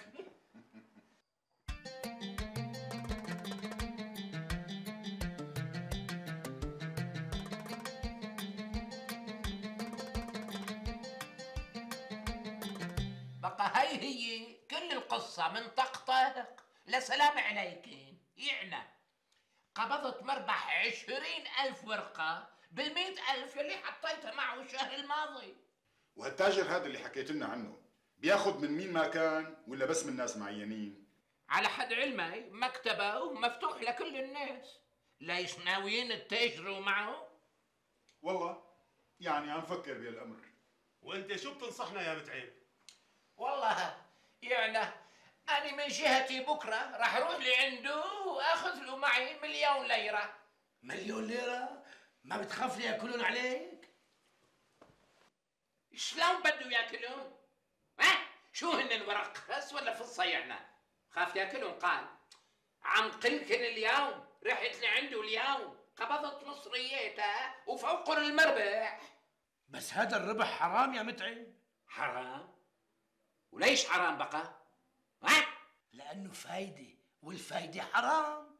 لا يا سيدي، هذا مش فايدة، لأنه بالعقد يلي مضيته معه مكتوب إنه المصاري رح يتاجر فيها بتجارة المتي هي اللي عم بشربها أنا وياكن، ومكتوب إنه الأرباح مش محددة، يعني ممكن تكون 10%، ممكن تكون 5%، وممكن تكون 20% بعد. والتجارة ممكن تخسر، ليش خايف تقولها؟ ايه ممكن، ليش مش ممكن؟ بس لحد هلا اقتني، أنا ما سمعت عن شخص تاجر مع سيد تقي الدين وخسر. السيد تقي الدين عم يستورد كل باخرة بخرتها وربحه أكيد مضمون، والدلائل تشير لهذا وذاك. يا جماعة متعب معه حق. تجارة المتة بهالأيام مربحة كتير، بس الواحد بده يكون معه راس مال قوي كتير لحتى يقدر يستورد بواخر. تسلم لقلبي يا ابو جدعان.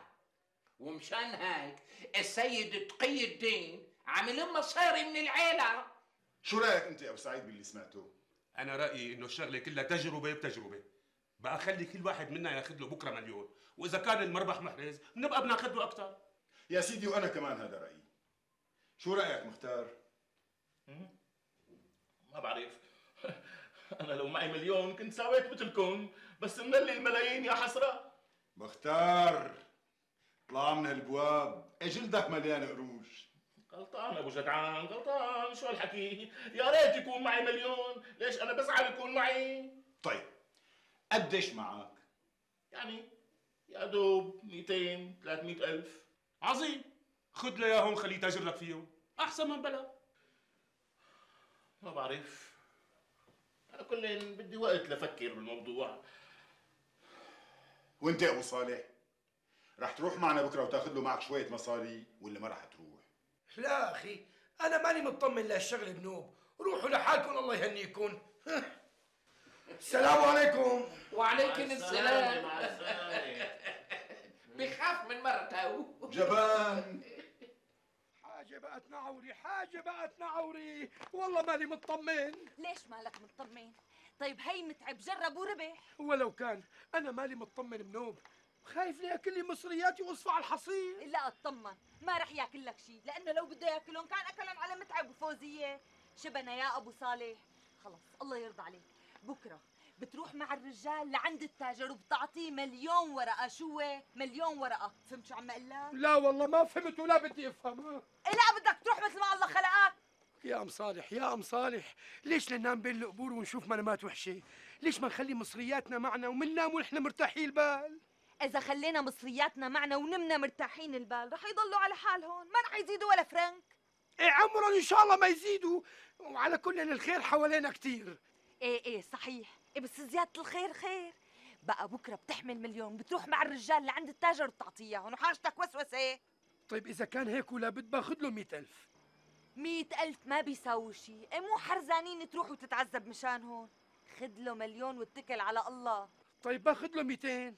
1,000,000 ما بدي. بكره بتجي لعندي ام جدعان بتتفتل وبتتمخطر وترفع مناخيرها لفوق وبتقول لي نحن حطينا 1,000,000 ورح ناخذ عليهم 200,000. لا وفوزيه ما بدي تجي وتتعنطز علي من غير شيء، هي شايفه حالها خلقه وما حدا قدها. طيب باخذ له 250,000. 1,000,000. والله خايف يا ام صالح. لك لا تخاف لا تخاف، سعرك بسعر بقيه الرجال.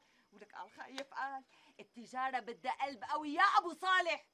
لك اخ يا ريتني انا رجال، يا ريت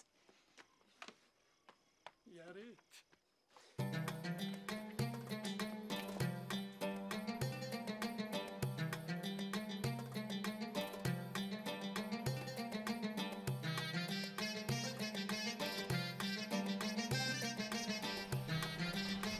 مرحبا ابو سعيد. اهلا ابو جدعان. اهلا مختار. صباح الخير. صباح الخير يا مختار. شو يا ابو جدعان شايفك لحالك، وينه متعب؟ ما بده يروح معنا يدلنا على مكتب تقي الدين. وعدته انتظروا هون. ها ليكو اجا. السلام عليكم. اهلا. شو وينك لهلا؟ اهلين يا متعب، ليش تاخرت لهلا؟ شو رايك يا ابو سعيد اترك سيارتي هون واطلع معك؟ ليش ابو صالح ما بده يروح معنا؟ لا ما بيروح هيك روحات خويفها. هي ابو صالح اجا وجايب معه كيس المصاري. لكن يا عمي القط ما بيهرب من العرس.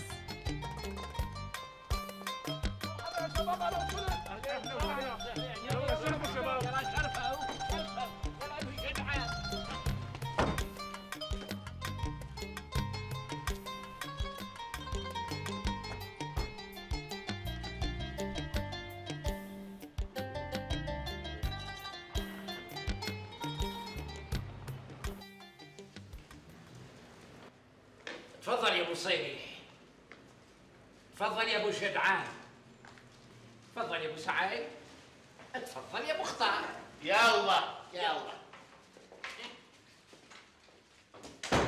صباح الخير، صباح الخير يا حلوي، انت يا حلوي. اهلا يا سيد متعب. يا هلا فيك، عرفتني؟ عرفتني يا خيي، ما في احلى من الشاميات ومن طبعا عرفتك، ما امبارح لسه كنت هون. مزبوط مزبوط، ذاكرتي قوية يا عاقل الحاجبين على الجبين اللجين، إن كنت تقصد قتلي قتلتني ألفين. طيب هلا شو بقدر بخدمك هلا؟ شوفي يا رشا، أنا وجهاء قرية الفلهوية جايبين كل واحد مليون وبدنا ندخل فيهن بتجارة مع السيد تقي الدين. أهلا وسهلا فيكم، بتعرف أنت المكتب بخدمتكم، بس بقدر أسألك قديش مجموع المبالغ؟ إي على عيني وراسي، 1 2 3 4 وأني الخميس 5 ملايين، يعني المبلغ كله 5 ملايين بعيون الشيطان. حلو كتير، بس بصراحة أنا ما بعرف إذا السيد تقي الدين بحاجتهم هلا ولا لا، رح روح أسأله. إيه يرضى عليكي، فوتي اسأليه، قليل ومتعب هو الواسطة وهالجماعة من طرفه. طيب. إيه وينك يا آنسة؟ إذا سيد تقي الدين اتمكنك وبده يعمل بالرز بصل، بدي منك يا حلوتي الحلوين انت تقنعيه حتى يقبل ويدخلنا معه تجارته، وإلك علي جيب لك الشهر الجاي خروف بحاله، خروف بلي، خروف هيكي مهبر. تكرم عينك وعين أعيان ضيعة الفلهوية كلهم، بصراحة أنتم باين عليكم أذكياء مثل اسم ضيعتكم تمام، وأنا من جهتي رح أقنعه ياخذ المصاري منكم، تكرم ولا يهمك. إيه هيك يسلم لي هثمك يلي عم ينقط قطر، ولسانك يلي عم يشر عسل، بس ويلك بحق العلاقة يلي بيناتنا لا ترجعي خايبة، دللي هيك يا سيد تقي الدين جوا، دلعني هيك يعني، وحط ايدك على كتفه هيك والعبي بشعراته، يعني ورجيه امكانياتك الشاميه.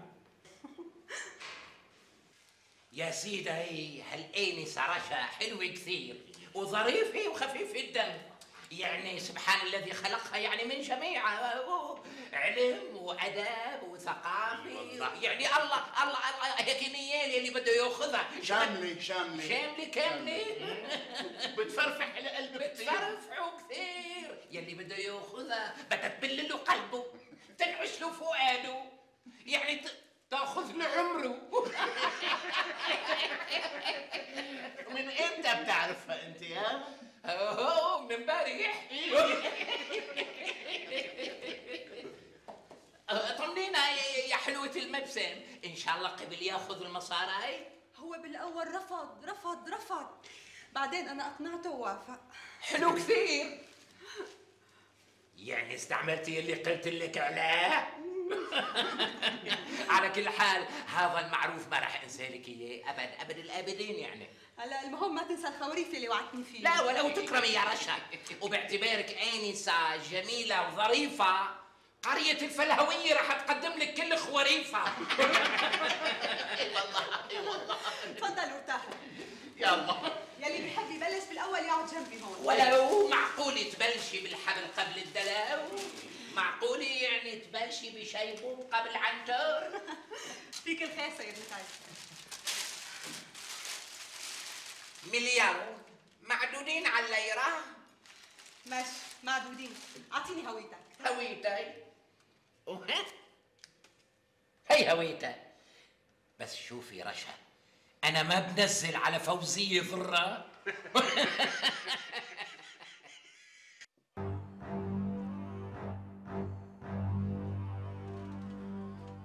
ما عاد فيني استحمل، احطب ام صالح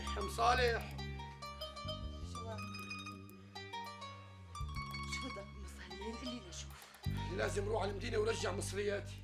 شو جنيت انت؟ ليش بدك تروح؟ لسه اليوم حطيته؟ لازم روح على المدينة ورجعهم، لازم روح. أنا ماني مطمن لهالتجارة ولا بشكل.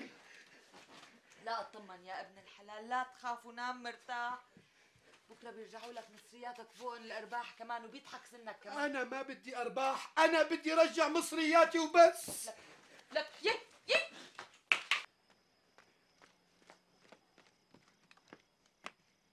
لك وين رايح؟ شو جنيت يا ابو صالح هلا؟ رايح جيب مصرياتي.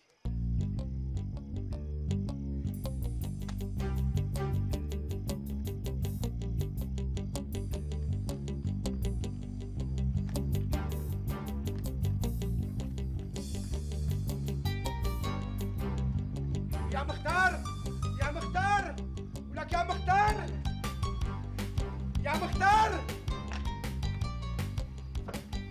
مين؟ ابو صالح؟ ليه؟ شو بدك جاي لعندي بالليالي؟ شو في؟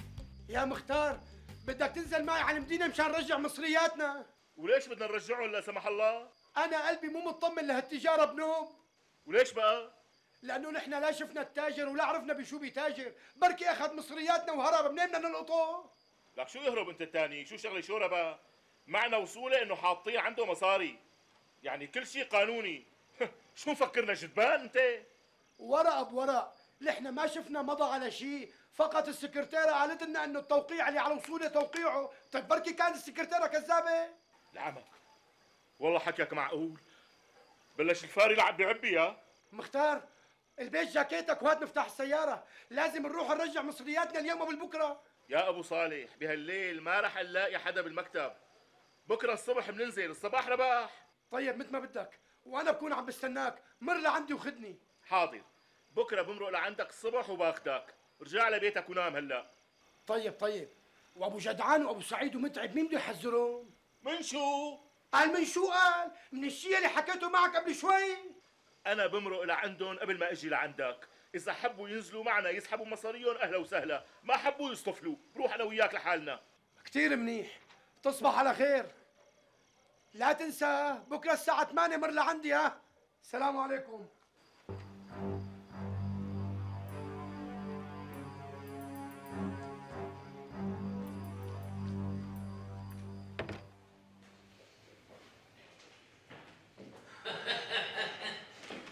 صباح الخير، صباح الخير يا غزال. اهلا يا سيد متعب. خير، شايفه رجعه قريبه. ايه كمان اليوم جايين تحطوا مصاري عنا؟ لا، بدنا نسحب مصرياتنا. خير، ليش بدكم تسحبوهم؟ هيك عاوزينهم. ايه بس لسه ما حلوا يدروا الارباح. ستي، نحن لا بدنا ارباح ولا املاح، بدنا مصرياتنا وبس. اعطينا اياهم لو سمحتي بالتي هي احسن. خير يا رشا، شو في؟ ليش الاخ طالع صوته؟ على شو مختلفه معه؟ لا استاذ، مالي مختلفه معه، بس الشباب هون بيكونوا اعيان ضيعه الفلهويه اللي حكيت لك عنهم. يلي اجوا وحطوا 5 ملايين و100 ألف امبارح؟ هن نبذاتهم استاذ. يا اهلا وسهلا بالشباب. يا هلا يا سيدي. تفضلوا شرفوا على مكتبي، تفضلوا. شكرا جزيلا. اهلا وسهلا. عن اذنك يا غزال. اهلا وسهلا. تفضل. الله يرضى عليك يا رشا، وصينا على عصير وعلى جاتو. على عيني. يا جماعة فردوا وشكي، لا تظنوا الظنون. اهلا وسهلا بالشباب. اهلا وسهلا بك. تفضلوا ليش شكرا يا خيي، شكرا يا حبايبي.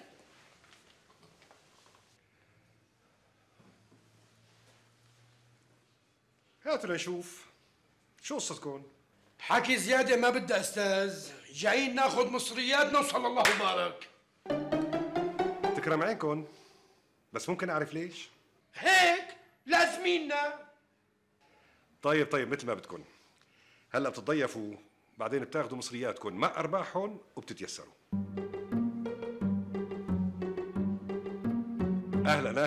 اهلا وسهلا بالشباب. يا هلا فيك يا سيدي، يا هلا فيك. انت تفضل. لا انا ما بدي اتضيف، انا بدي مصرياتي وبس. على عيني، رح تاخذ مصرياتك، بس تفضل تضيف بالاول. خذ من يد الآنسة رشا، مش حلوة تخجلها. هيك أنا بتفاعل بوشها الحلو. الله يسلم ويخلي ويفتح نصيبي يا هالجميع، يعني بشي شاب من قرية الفلهوية.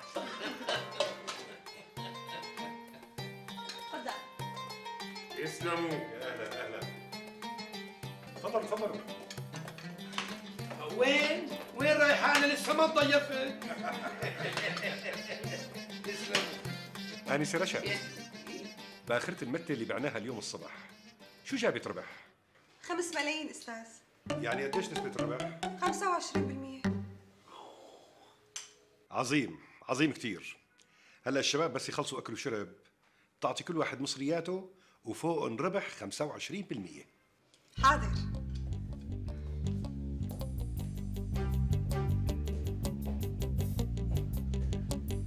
قلت لكن من الاول الرجال شرايف وآدمي، ما كنتوش تصدقوني. قلت لكن تجارته مزبوطه، ظليتوا تلعبوا بعقلي لحد ما خليتوني شك فاه. قايل عن هديك الساعة اللي طاوعتك فيها يا مختار ورحت معك وسحبت المصاري. يعني لو ما سحبتون كانوا هلا دخلوا بتجارة باخرة تانية وربحوا أضعاف الربح اللي كانوا بدهم يربحوه. بس أنا الحق علي، أنا طلعت حمار معبب بنطلون. يا ريتني ما سمعت كلامك يا مختار، يا ريت. بس شو الفايدة؟ هلا اللي ضرب واللي هرب. هلا لا ترموا الحمل علي، انا ما دخلني. ابو صالح هو اجى عندي بالليل ويا غافل الك الله لعب بعقلي ودخل الشيطان بصدري. على كل حال بسيطة يا جماعة، أنا رايح صلح غلطتي. شو بدك تعمل يعني؟ رايح بيع أرضي وآخذ حق السيد تقي الدين خليه تاجر لي فيها، لأنه فعلا يا هيك التجارة يا بلا. وأنا راح أعمل مثله. وأنا كمان على راس القائمة. السلام عليكم. وعليكم السلام. وانت تاني؟ قوم من 3 يوم، قوم! انت اصل البلاوي كلها، لا بتورجيني وشك نهائيا، فهمت؟ قوم!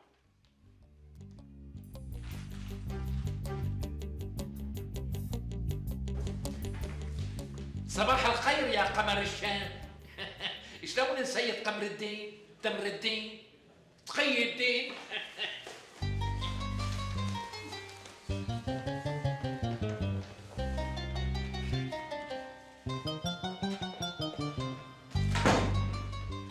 اهلين سيد متعب، خير؟ شو جايبكم لعنا اليوم؟ مصرياتكم واخذتوهم، شو بقي؟ هاو بقالنا كثير وفهمك كفايه. مثل شو؟ ما فهمت عليك. يعني بقالنا تحطي لنا هذول عندك. شو هدول؟ شو بدهم يكونوا يعني؟ قنابل؟ مصاري.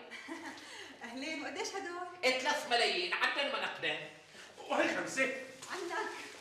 هي 2 مليون حق الكرم والبستان. اهلا وسهلا. هي 6 ملايين على التمام والكمال. ومن قال لك ال 6 ملايين يا مختار؟ مو على اساس ما معه غير 200 300 الف. فمو وقت الحكي كله هلا. وهي 4 ملايين. اهلين، تفضلوا ارتاحوا.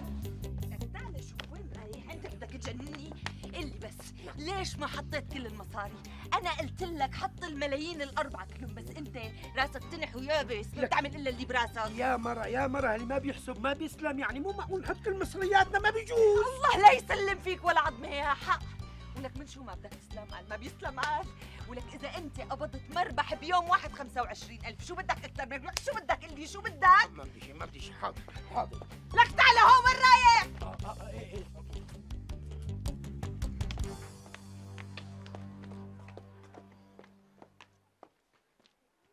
ايه يا جماعة، جهزتوا الخواريف للآنسة رشا مشان ناخذ لها اياهم بكره الصبح مثل ما وعدناها. انا من جهتي جهزت خروفي وارانبي وديوكي. وانا من جهتي جهزت لها احلى خروف بهالضيعه، كبش بقرنين.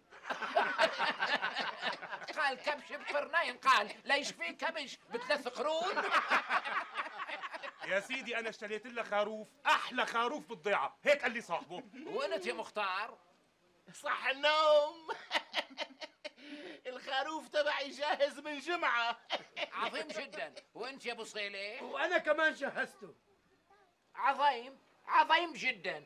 معناها بكره من الصبح بنحمل الخواريف ببيك اب المختار وبنروح نهديها اياهم للسكرتيره الحلوه وبناخذ مصرياتنا وارباحين وبنرجع ونحن عم نفقش ونرقص. وليش لا ناخذ مصرياتنا؟ بناخذ الارباح وبنخلي المصريات لتجرة ثانيه. كمان فكرة مليحة مليحة كثير، هلا بلشت تفهم. وانا كمان مصاري هلا ما بيلزموني، راح اقبض هالمصاري وارباحهم وارجع احطهم كله سوا. وانا راح اعمل مثلكم، شو يعني انا نيئة عنكم؟ عظيم جدا. شو يا مختار، أبدكش تضيفنا شاي؟ ايه على عيني.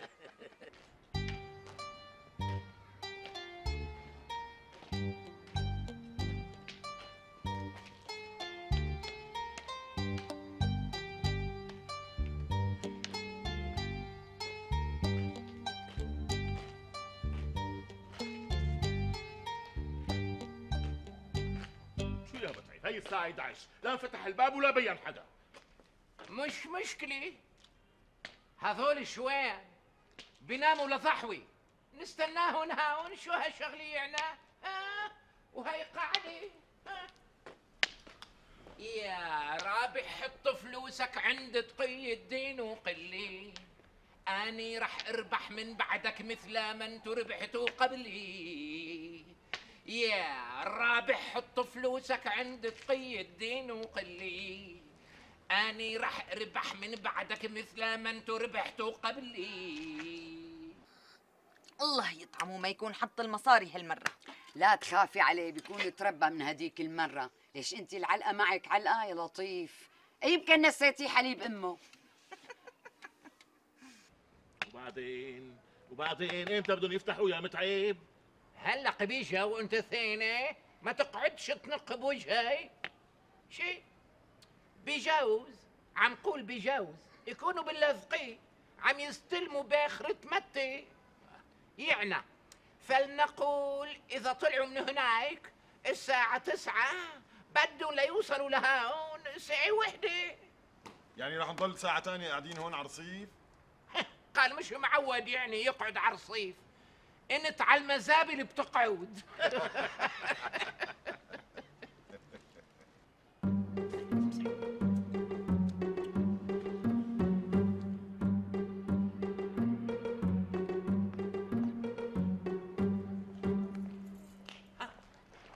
اجا الاستاذ. يا اهلين وسهلين يا استاذ. مرحبا. يا ميس مرحبا. اهلين. شو هاد يا استاذ، تاخرت كثير. يعني صار لنا ناطرينك من الساعة 9 الصبح. يعني الخواريف يلي معينا جيعات وصارت تمعى. ناطريني إلي؟ ايه. هو إذا أجيت للصريحة مش ناطرينك إلك، شو بدنا فيك؟